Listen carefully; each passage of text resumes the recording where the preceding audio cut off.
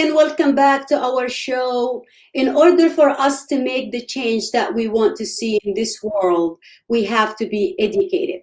On our show, we are trying to do our part of raising awareness and discussing the issues that matter to you.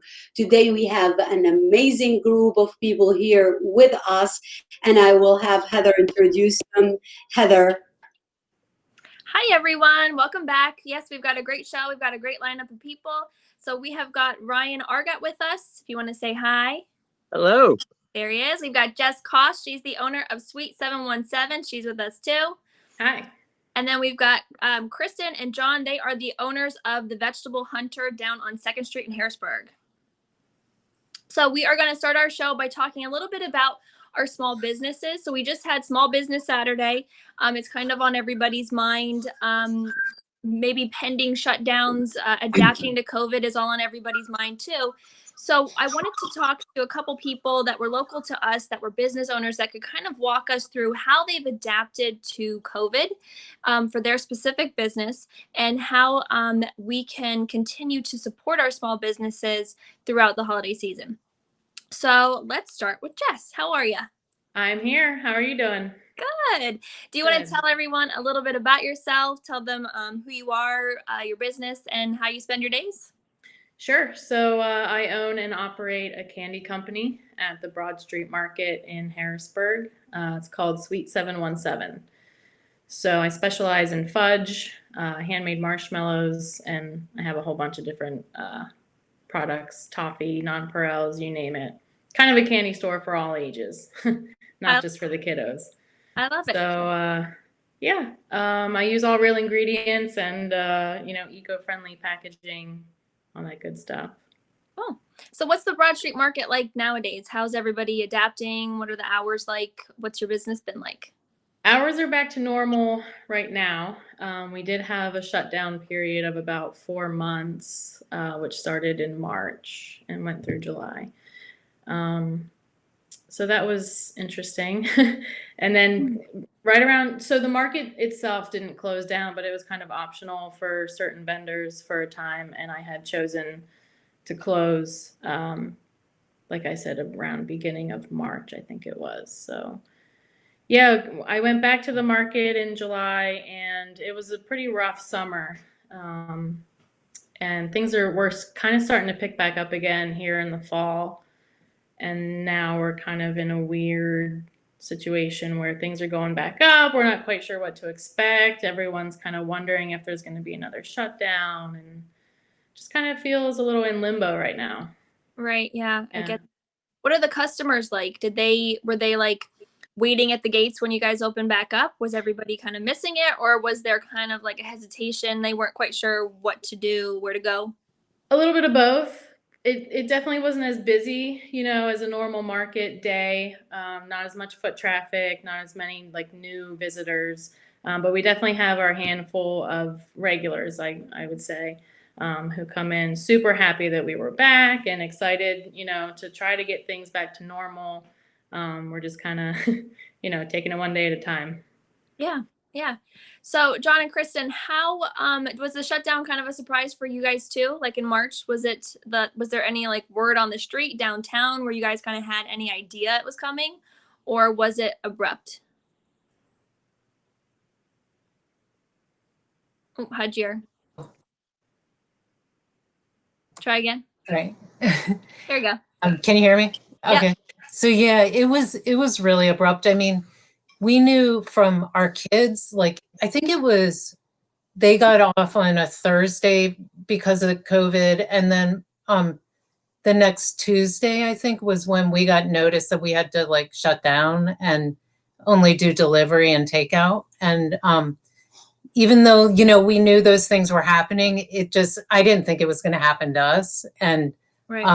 So we didn't have any plan. We weren't thinking about it. It was just like Tuesday. And I was like, well, clear out all the fridges, guys, like take home what you want, because closing down. So we just like gave out all of our food to our employees because we didn't know what was happening, basically. So yeah. Then we just started doing the delivery and takeout like a few days later, but the sales were cut so drastically that it was just, we didn't know what was going on, but So we had to get creative, and we started delivering. Kristin and I started delivering to customers, so they didn't have to pay the Grubhub fee. And every weekend for several months, 4 months. Yeah, and John's a teacher, so I run the restaurant, and I create the menu items, and I basically oversee everything. But he helps a lot, and I help with the brewery and the beer. Yeah. Nice. So we Fun stuff. we have kids. We also have kids who then were home too. So we just decided to start delivering ourselves, which was a pretty big hit. That kept us going. Yeah, and it gave us a feel for what was going on, how much takeout we would get, how much delivery we would do, and we set goals for how much each weekend we needed to sell, and we would be really happy if we made it. Sometimes we'd go over that, and every weekend it was starting to increase. But again, it was still, even with that, it was like barely. In perspective, not at all part of it wasn't near where sales, where we should have been, but we scraped our way back to somewhere near like surviving, I guess. Near surviving. Yeah. And then, we had lost, like, a lot of employees wouldn't come back because they were afraid, understandably. We kept a couple employees. They basically ran everything while we did stuff like the delivery and, getting all the food. And but then, it started picking up a little in the summer. We became fully kosher. We're the first kosher restaurant in Harrisburg ever.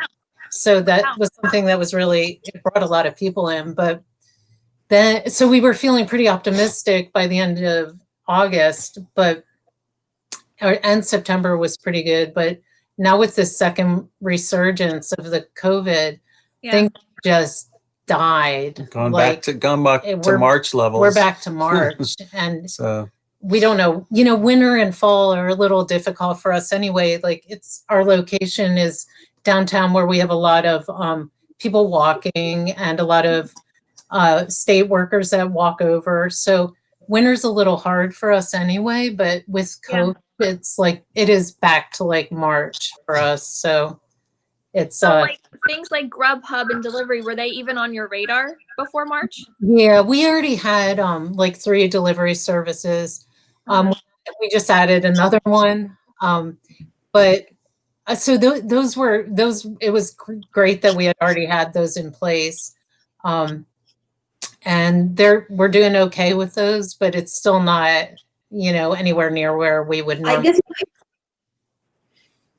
I guess question for both of you, Jess and the Bakers, how did you get into this? Like, what got you into doing what you're doing right now? And I know, I'm sorry that the timing is really bad, and so many local businesses are struggling right now because of the pandemic.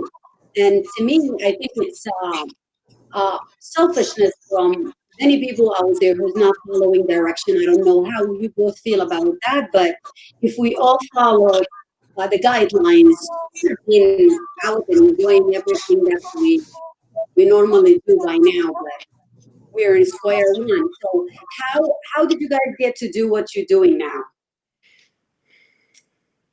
In terms of like the business itself, you mean? I grew up making fudge. It was I'm a 3rd generation fudge maker, I like to say. It's my grandmother's recipe, yeah. So my grandmother made it, and I grew up watching her, and then eventually, she taught me. And when I first started my business, the only product that I made was fudge. And then I added, like I said, a whole line of different products, which I kind of learned along the way. So when did you make the jump to the Broad Street Market? Was that scary? Kind of like that was terrifying. Yeah, I had a full-time job at the courthouse in Carlisle, Cumberland County, and I kind of did fudge on the side. Like I would go to, outside events, fairs and festivals, things like that, and sell a little fudge here and there. And I loved it. And the more I did it, the more I realized it's just what I wanted to do. And I visited the Broad Street Market for the first time. There was an empty stand that was for sale, and all the pieces just kind of fell into place at the same time. And that was in 2015. So 5 years I've been in business. Wow, you just kind of like close your eyes and you're like, sign, roll, go Right. for it. Yeah. I'm like, oh, we're going to go for it here because, if I don't, then I'll always wonder. And Yeah. worst comes to worst, if it doesn't, work out, I'll just get another real job. Real job. But I hear you. But when I started my business, everyone was against me. Like, you have a really good job, and my business is in the same line in nursing, but it's a huge risk. And for 6 months, I didn't know where my rent money will come from, my electricity, anything, how to feed my kids, and we had to like live on stuff that you can't even imagine in 2019. But you just have to do that. You have to do, if that's what you really care about. And you got to try. Yeah. Everyone listening to us out there who's always dreamed of owning their own business or doing something, take the risk. I think, you might not, both of you might not feel, both businesses we have up here might not feel this is the right time during the pandemic, but it will get better. Yeah. How about you, John and Kristin? Oops. Oh. How did we first get involved? Mm-hmm. Yeah, what were you doing beforehand? What made you make So, yeah, so for me, I'm actually a lawyer. I was practicing law, and but I always had I always worked in restaurants as from the time I was a teenager to all through college. And I was also, my undergraduate degree was in creative writing, and so I've always had this vision of owning a little cafe and just being more creative. And so in 2005, I was going to open the restaurant, and it turned out we ended up getting married and putting it off for a while. Mm-hmm. And in 2014, we decided to do it. And then, it's been almost 7 years now. So that's kind of, I was working part-time through the beginning of it. And then I realized it was a full-time job. And here we are. I feel like that's lost on a lot of people. Like they just think oh, you have a restaurant, oh, you make candy, but you have to do everything. You have to utilities, it's a lot. You have to do the whole deal. Yeah, all of it. The Broad Street Market is open 3 days a week. So when I tell people what I do, they're like, "Oh, you work 3 days a week?" Yeah, I work 7+ days a week. There's a lot of behind the scenes that people just don't think of, and why would they? But it's a lot. Yeah. Yeah. Has COVID made any of that difficult? Just the nitty gritty of running a business? Yeah. There were shortages of gloves, obviously. Yeah, sanitizer. And to-go boxes at some point. Also, getting employees, it's weird because a lot of people don't have jobs, but, there aren't a lot of people applying either. So when we needed people, it was kind of hard to find more. Now we're cutting back again, but the kind of hard thing is our kids being off school. So one of us has to be with the kids all the time, and it's just trying to run the restaurant. He's trying to teach, and we're trying to raise our kids and homeschool too. So that's all in the same house. So why not? Yeah. So you mentioned that the Vegetable Hunter is kosher, but it's also vegan, right? Yeah. So how would you describe that? So this time last year, I stopped eating meat. I call myself a playful vegetarian. Yeah. Sometimes I eat vegetables 99% of the time, but sometimes I'm let's go get a hot dog, or I just wanted to try some pepperoni today. But that's kind of where I'm working towards. Like, what would people think that aren't vegan if they came into the restaurant? Do you think they would notice? Do you think, like, what's a non-vegan's take on your restaurant generally? See, I think that, I don't think for most people it's really even like a question, because I think that a lot of people, they eat vegetarian or vegan at least 1 or 2 meals a week anyway. Yeah. So it's not really like that crazy for most people to be like, I'm eating something with no meat in it. But also, I think, like, the stuff I come up with, it has a lot of flavor because we like flavor. I don't know, most people do, I think. But, so I try to make things that are creative, like takes on traditional, like, comfort food, meat sandwiches, things like that. That I think people are surprised that they end up really enjoying it. Your menu's approachable. Like, when I first ate there, it wasn't intimidating. Like, I knew what everything was on the menu. I could recognize everything, and then it was really easy to go back again and try, like, just basically everything on the menu. You know? Yeah. Well, that's awesome. I think that the people that come in, they're surprised if they've never been there at how much flavor you can have and how many different options you can have. And they're probably, I mean, I can only imagine thinking, wow, why do I not eat plant-based all the time? Because there's no reason always for it anymore. Like, you can come in and you can have like a vegan cheesesteak sub, and to me, that's amazing. So Yeah. that the flavor is what does it. You guys were taking a big risk in 2015, because now there's more vegan restaurants, I think, even in Harrisburg, York, Lancaster. Yeah. But in 2015, I don't know.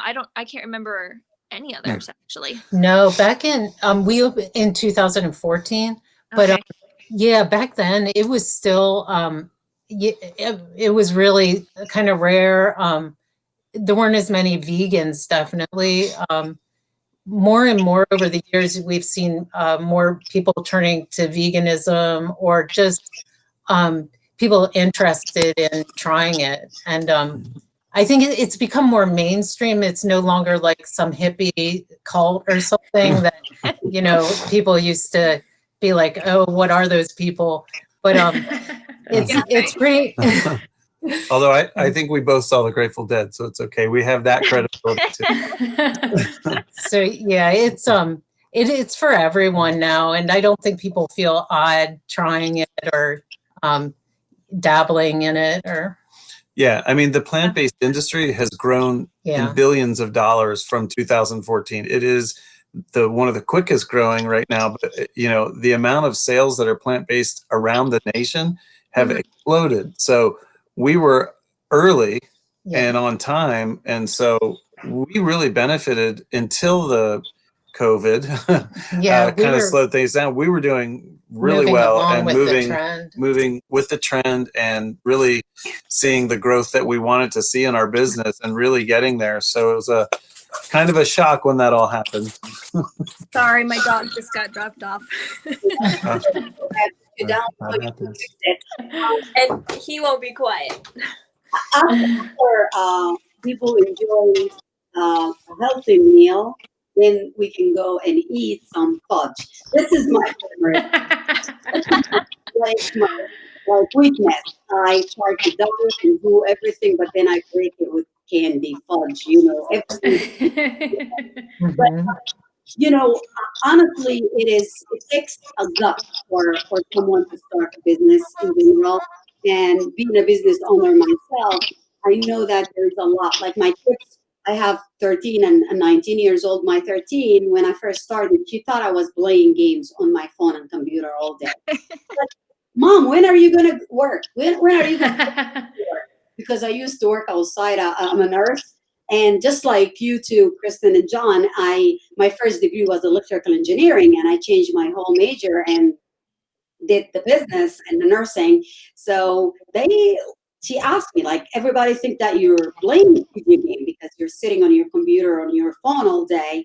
And, but it's encouraging for people to see that people can succeed. And regardless of what's happening now, this is not for us to measure business success during the COVID. But just doing what you love and dreamed of all your life, it makes a huge difference to you. Do you guys feel like you are somehow feeling a lot better than when you started? Let's start with you, Jess. Better than when I started right now. Oh, no.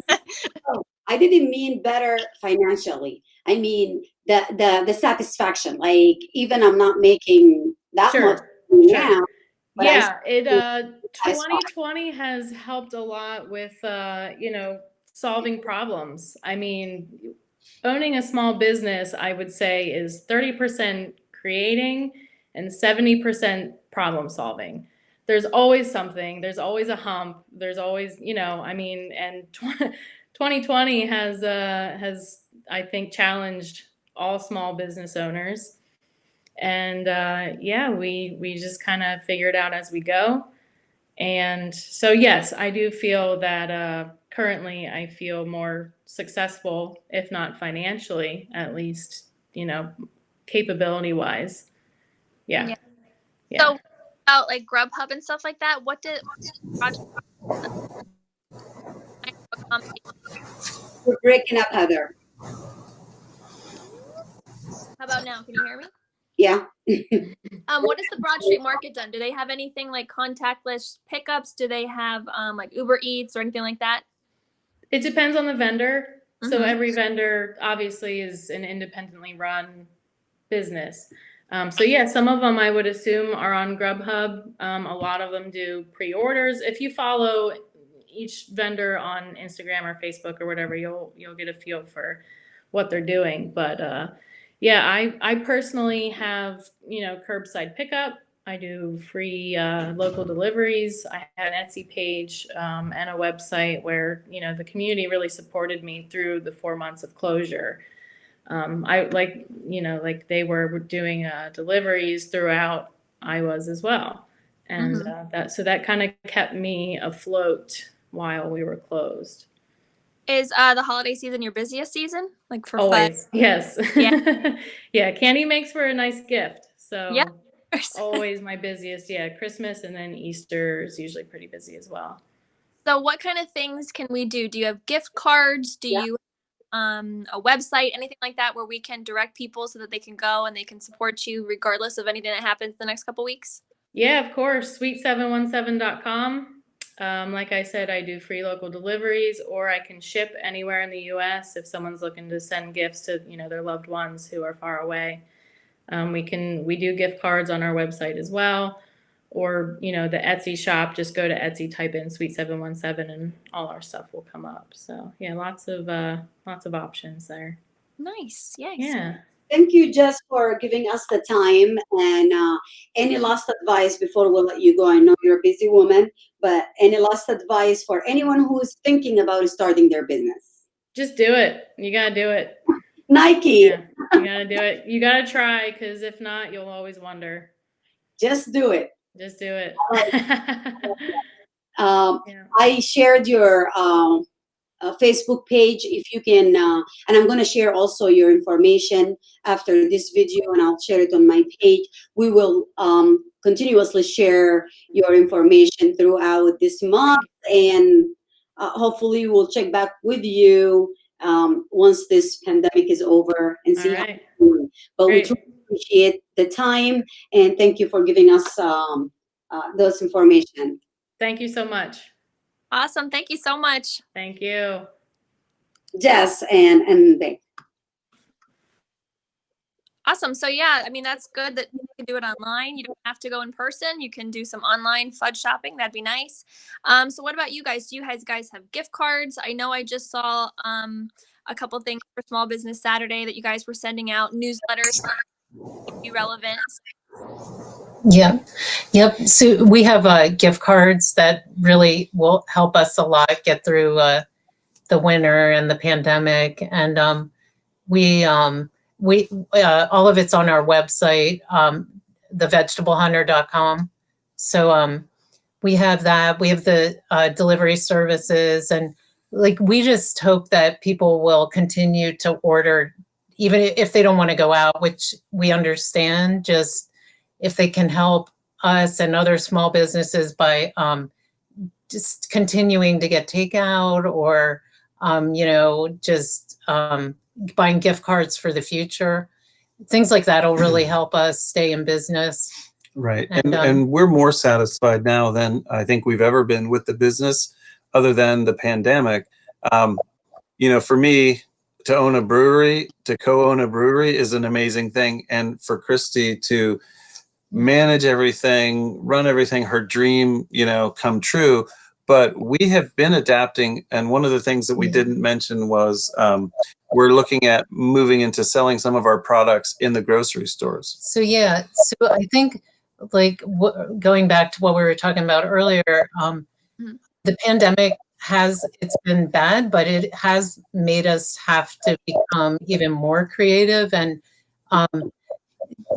just like there are hurdles constantly in owning your own business, but this is the biggest one so far. This pandemic is like a huge one. And realizing we can get through that, we can get through anything after this. But so we've reached out to Giant food stores, and we're going to be selling our kombucha in Giant, and probably by late spring, I would say. Nice. And hope to expand, out from there with other foods and our kombucha. And possibly other locations to house the kombucha works, if you will. We were about to open a second location in Carlisle. Right when the pandemic happened, we were about to sign a lease, and fortunately we didn't, because that would have been a lot to deal with. But so that's something else we're looking at. It's really like a time to reevaluate everything and think of new ways to do things. Yeah, for sure. My son is 6. He discovered cooking during the pandemic. So he has his own of opening up a restaurant.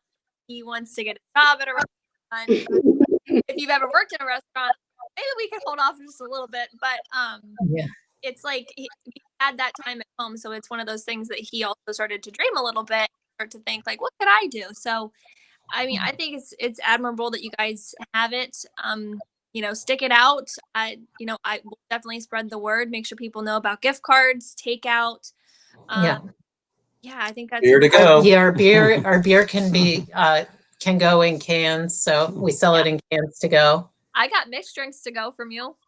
Oh, good. Yeah. I was like, can I get a cocktail? And he was like, yeah. I'm like, can I get a yeah. He was like, that's a nice thing that Pennsylvania is allowing us to do during this time. So cocktails to go, beer to go, we could do, but Well, thank you guys for giving us the time. And again, we will share all your information.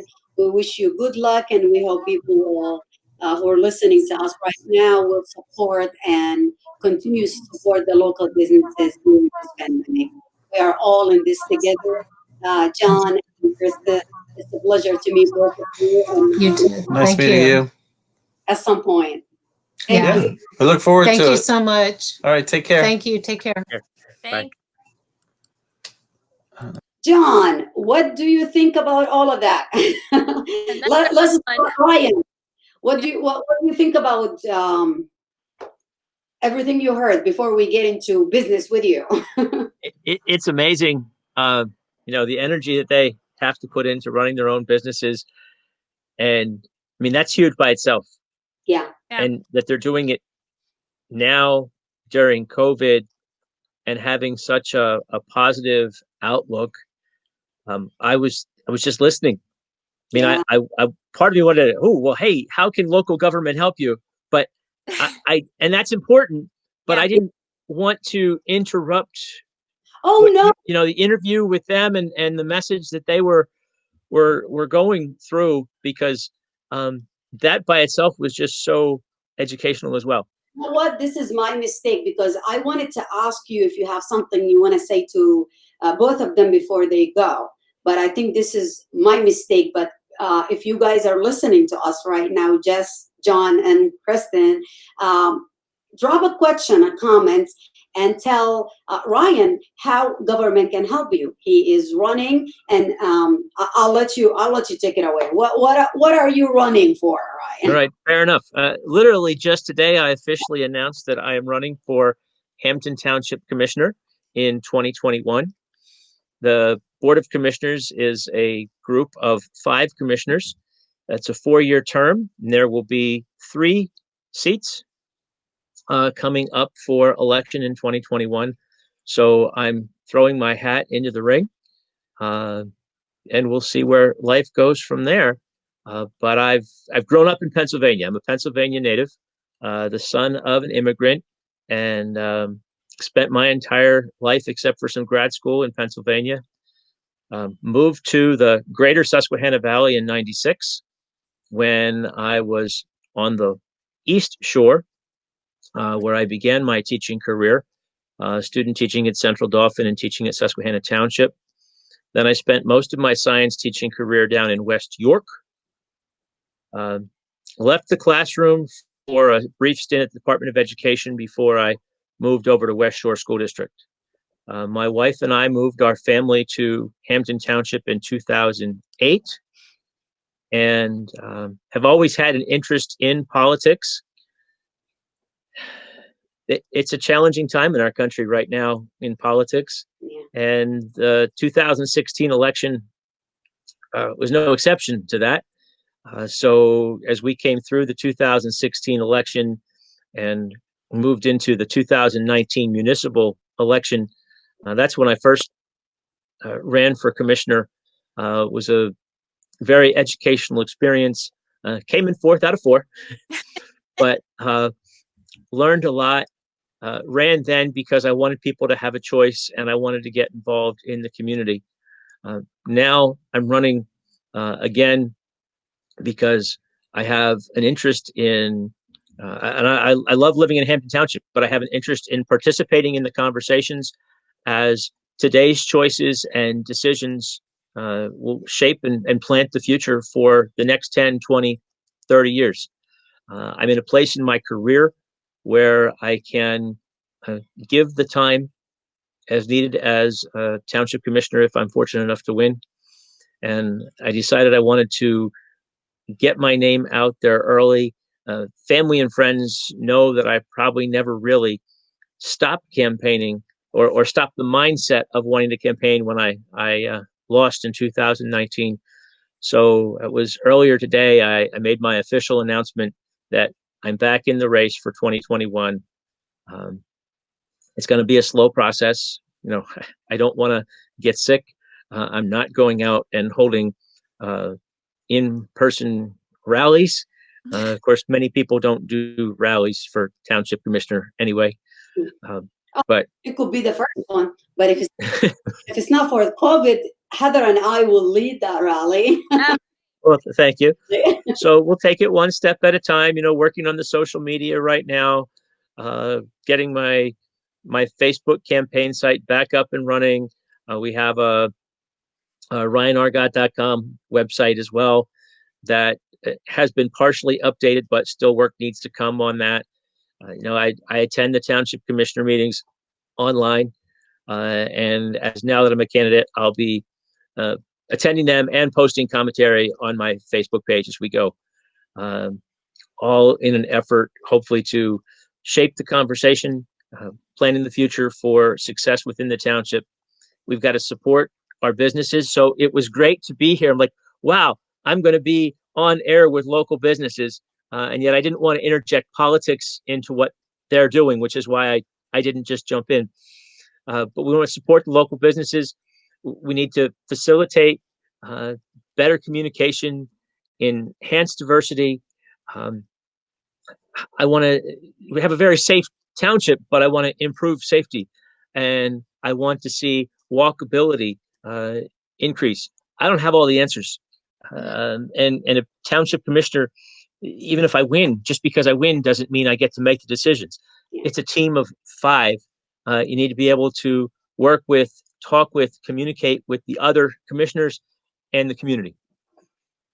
So, And level, what kind of difference can you make as a township commissioner? And silly question. Do you run with an affiliated political party?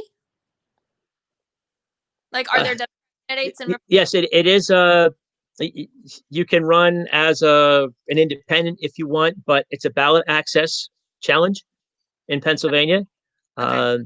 If I run in either the Republican or the Democratic ticket, then I need 10 signatures to get on the primary ballot. 10? 10. Oh, that's lovely. Yes. 10. You have two right here. And I'll put more than I'll go to get more than 10. You can run independent. I'm not sure how many signatures you need, but it's certainly a lot more than that. So I am. I was fortunate to win the one of two Democratic primaries 2 years ago. I'll be running on the Democratic side this year, but I really consider myself a conservative Democrat. Right.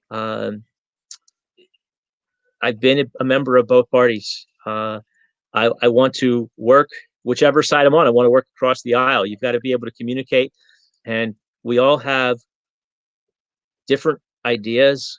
Mm-hmm. I don't have all the right answers. You don't have all the right answers, but hopefully we can come together and work in a positive fashion. I'm not running against the Board of Commissioners.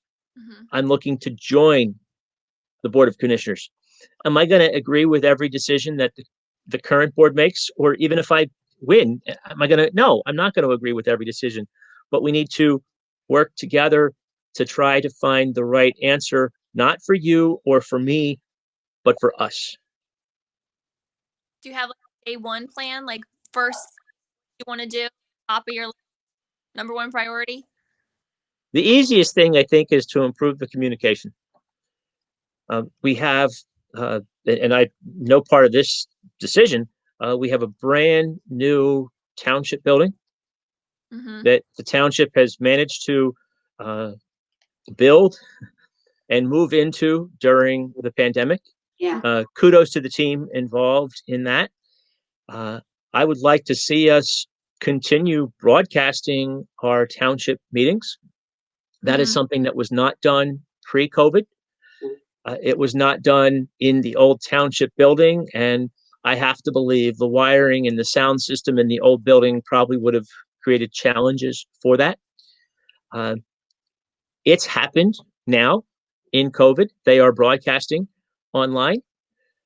I don't remember whether they're using Zoom or Google Teams or whatever it is, but they are broadcasting the township meetings online in real time when they're happening.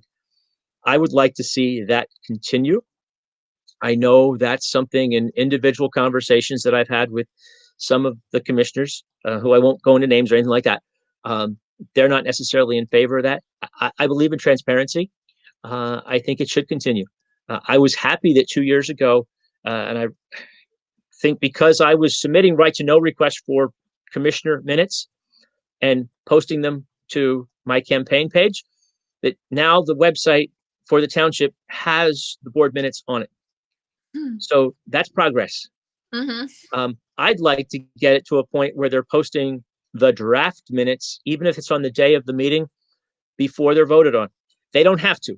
Legally, it's confidential until it's voted on. But it's not like it's a contract. Yeah. This is minutes are something that have already happened. It's just a summary of what the last minute meeting was. So if there's a mistake, let's fix it. That's something I think fairly easy to do. When we talk about communication, we've got a township Parks and Rec that does a great job. We have police that do a great job. We have firefighters that do a great job. They all have their own social media accounts. The township doesn't have one.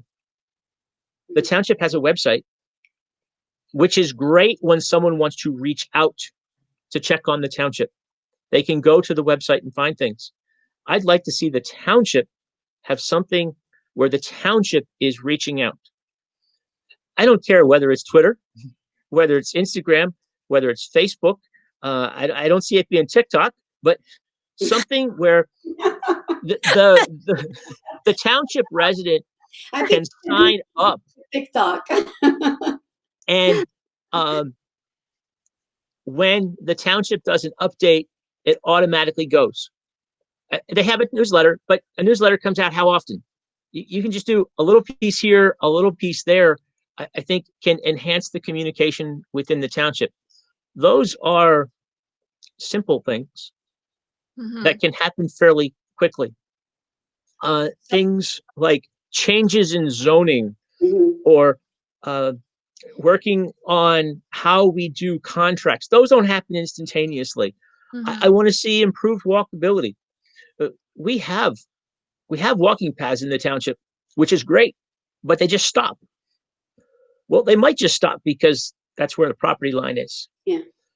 We have traffic concerns on Carlisle Pike, on Wirtsville. Yeah. Those are state roads. The township can't just control them. And yet it is frustrating to have a brand new Orrs Bridge on Orrs Bridge. Great, structurally looks strong, looks safe, has a separate walking lane on the bridge. I don't know, lane might not be the right term, but it has handrails on both sides that you're protected from falling off and you're protected from the traffic. And if you take that, great, and you can go to the little spring, which is great, but you can't go up the hill. If you actually follow the road and go up to the intersection of Orrs Bridge and Market and Carlisle, that whole intersection has no pedestrian signs. If we want to support our local businesses, there's lots of local businesses up there that I would walk to. I don't need to drive. I could walk to in the summer, on the weekends. I could go up there, participate, have a meal, have an adult beverage, and walk back home. How to do that safely? That's not an instant fix. That's not one where I'm going to have the answer, or I don't have the authority to just institute, here, I want to do this. I want to put steps in, or it'd be great if Dr. Verber would donate the spring and we could put a pathway up behind his business or something like that. That's not something that one person can do. So we have to work together.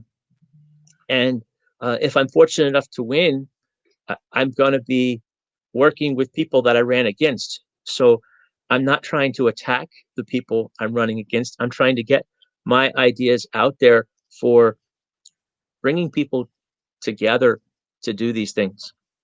So this is one of the things that you can do as a commissioner. I know a lot of people, me included, don't know exactly the job. Like, what do you do for me as a Hampden Township resident?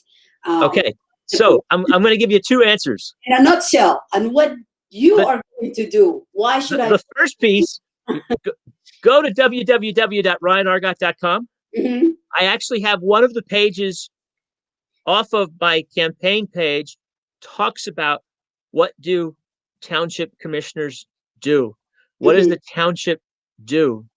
No, it's plowing, it's paving streets, it's approving construction projects, it's the sewer, both the stormwater sewer and the sanitary sewer. It's working with those local things that everybody needs, but the federal government is not micromanaging. The state is not micromanaging. It is the township that has the responsibility for that. It's almost like the 5 board of commissioners I sort of describe as collectively a mayor. Most people know what the mayor of a city is. Well said. Well, a township doesn't have a mayor. It has a board of commissioners, and the authority of those 5 together, it's still a democratic process. There's 5. They need 3 votes on the different things so it's working with them. When a construction project comes up, and after the engineers look at it, and after the facility folks look at it, and do we have enough emergency access in and out of a development? Can the fire trucks turn around effectively? If the rules say we have to approve it, maybe we have to approve it. But if we're approving something we don't like, then we need to change the rules so that what we're approving is something that is safe, Mhm. that's secure, that's long-term healthy for our community. Yeah. When I was running for office, I would say to people, like, what's the point of living somewhere you like if you can't get there because of poorly laid traffic patterns? What's the point of not having walkability? And we also would talk about how Cumberland County was the fastest growing county. And so when you're looking at it, I work in real estate. From a real estate perspective, Hampden Township is the fastest growing township in Cumberland County. And so, talking about zoning and stuff like that, do you agree with some of the decisions that have been made by the current commissioners in terms of development in Hampden Township? Or do you think that everything they've done so far is great? You just kind of want to go and enhance it a bit? Because So there's a I, ton going on in Hampden Township. I really like Hampden Township. It's been a great place for my wife and I to raise our 3 kids. Mhm. But yeah, there are some challenges at times. When you build a development that only has one way in, Yeah. I would prefer there to be a way out. Um, you need to build a facility. I believe when you're building a multiple family housing that has roads in, you need enough turning radius for your emergency vehicles to be able to turn around, Mhm. because man, we don't want a fire. We don't want a medical emergency. But if there is, and those trucks get in there and then they can't get out, or the surface isn't maybe strong enough to support them, that's not going to be good for the homeowners. That's not going to be good for The the person, emergency personnel. So yeah, there are some times where I've had challenges with what the commissioners have done. Mhm. Overall, I'm pleased with the direction of the township, Mhm. but I think there are times where we're approving waivers to stormwater uh, that are a bit concerning for me. Now, Mhm. I understand that sometimes there's a list, it's choice A, choice B, choice C. Well, we didn't want to go with, as a developer, we don't want choice A, we want choice B. And so the township maybe says, okay, well, technically we're waiving the requirement for A, so you can go to B. But then Mhm. going back to communication, we need to communicate that Mhm. better. Why are we approving it? How are we approving it? I know that the township meetings, the commissioners' meetings are public meetings that the community gets to watch. Yeah. I would like to see our commissioners explain when they're making some of these decisions more. Mhm. Uh, how do we put in some of these new businesses and not put sidewalks in? Yeah. Right. Mhm. We talked about, and this isn't a me thing, this has been going for years, that the Carlisle Pike is a challenge with traffic, Mhm. and we want to make good walkability and safety. And Yeah. we can agree or disagree about a specific development here or a specific business there. But hey, we've got good businesses there. And I Yeah. don't want to put all sorts of regulations that make it hard for businesses to start. And yet, if we want to make it walkability, wouldn't it be good, as we have new businesses coming in, to have something specific of um, a sidewalk or a walking path that we know is going to be safe? And as the next property over gets developed, they put one in. And as the next one goes over, they put one in. And so we have that with some consistency. And that's long Uh, too, because the whole generation of millennials looking at houses, that's exactly what they want. They're not really looking for a McMansion in a development. They're looking for walkability. They're looking for bike paths, all of that kind of stuff that's coming. So if you invest in it now, it's there to grow upon. And then there's things people don't think about, like light pollution, sound pollution. Like I live in Camp Hill Borough, so when there was the Chick-fil-A catastrophe, suddenly everybody was at the meetings. Like there was engagement, very loud engagement. There were signs. There was a whole community came together based on something. When they redeveloped the VA into that strip where a couple restaurants are, I used to own property over there, and so it became relevant. So I showed up. So how do we get people to show up before there's a our doorstep? How do we get people involved and interested in? Well, and that's part of where I go to communication. Mhm. We need to be able to communicate with our constituency, with our residents, so that they understand what's going on along the way.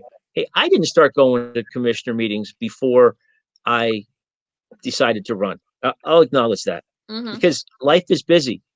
Yeah. But if they were online, Yeah. if Access. if I could click on my Facebook account, because I'm of the generation that uses Facebook, that I could tie in to Hampden Township. Yes, I'm tied into Parks and Rec. Yes, I'm tied into the police. Man, wouldn't it be nice to tie into Hampden Township? Oh, there's this going to be, there's this going to be, and it comes to me instead of me having to go out to find it. And I'm engaged. I care about this. I want to see where life is going. You asked the question, how do we get everybody else? Part of how we get everybody else is going to be by communicating with them proactively. Mm-hmm. And again, whether it's a Facebook or it's a Twitter or something, we don't have an avenue. There's an email for newsletter type stuff, and that's good. It's a good newsletter, Right. but there's not a constant source of information coming in about what's happening in the township. I'd like to see that happen. Right. You're kind of talking about like a stopgap in between all the things that happen for you as a citizen and actually getting that information to you. So like answer their questions before they're asked. Like, here's what we do for you. Here's what we can provide for you, rather than waiting for that crisis of something they don't like to pop up. So I think that's a really good idea, kind of having preemptive communication. And then it makes it more approachable too. You're more likely to know who your commissioners are, because how many people do you talk to on a daily basis that can name their commissioners? And I don't think that is. Know the commissioner now. I know, and I don't think that's a mistake. Sometimes I And, think and there's 5. yeah. And so This is all new to me. I didn't even know that, and I consider myself very involved in politics, but I don't know their names. So, things like that do sometimes does not cross our minds. I knew like 1 or 2 things that the commissioner does, but I didn't know everything that you just mentioned.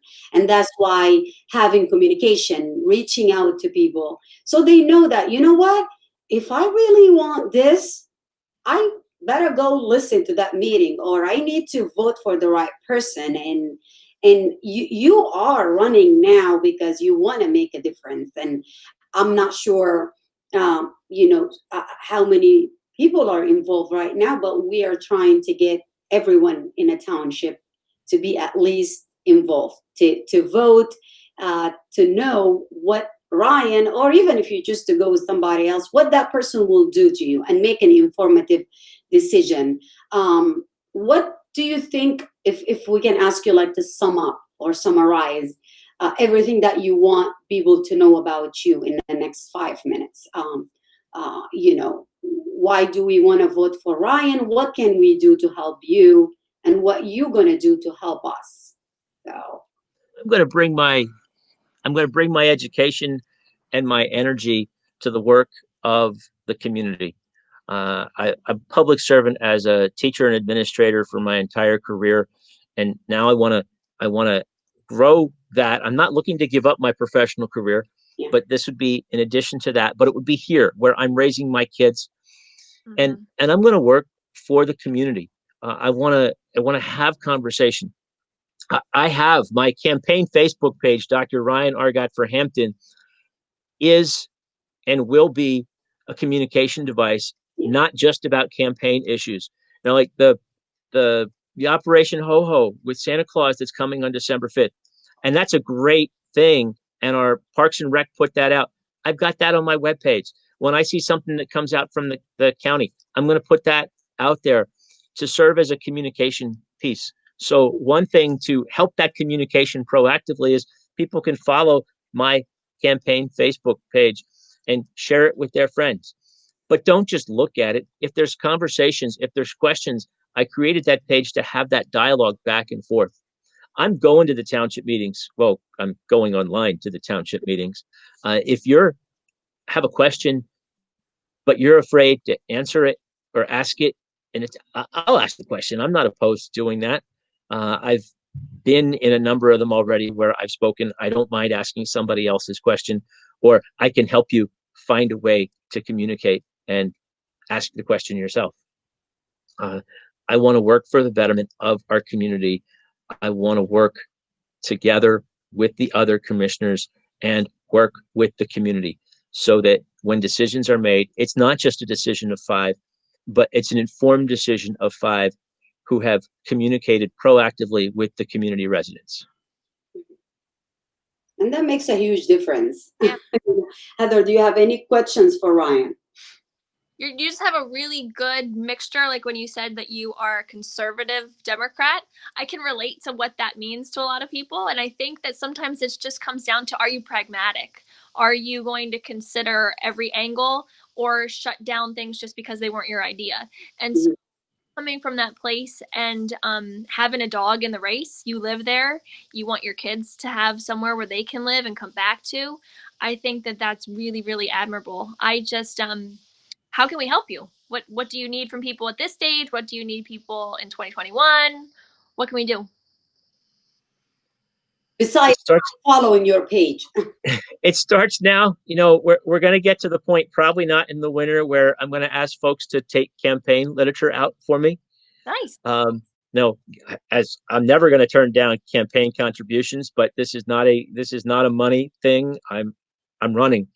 I ran a fairly economical campaign 2 years ago, and will continue to do so. Help spread the word. If you have questions, communicate with me. I want to know what people want, what they need, what their fears are, what they think is best about our community, where they think our challenges are. And one of the things that I will do, and hey, I'll even take phone callers, is to survey people to find out more what they think we need to do. You know, I talk about supporting expanding diversity. What does that mean? How do you do that? I want to support business. Well, I'm not a businessman. How do we do that? Walkability, sidewalks. What ideas, what do people think are good ideas? You know, I walk Orsbridge Road on a regular basis. I walk right past Armitage Golf Course. We can't walk on Armitage Golf Course because you want to be safe with flying golf balls, but you want to be safe with the road. Could we put maybe a walking path on Armitage, but that's not part of the golf course, so that you have one on both sides, the one by the road and the one down by the creek, for those of you who know the boardwalk that's down there. So yeah, follow my page, communicate with me. If there's something that you want to do, let me know. You want to make phone calls, you want to do text messages, you want to carry campaign literature when it's safe, I'll gladly have you do that.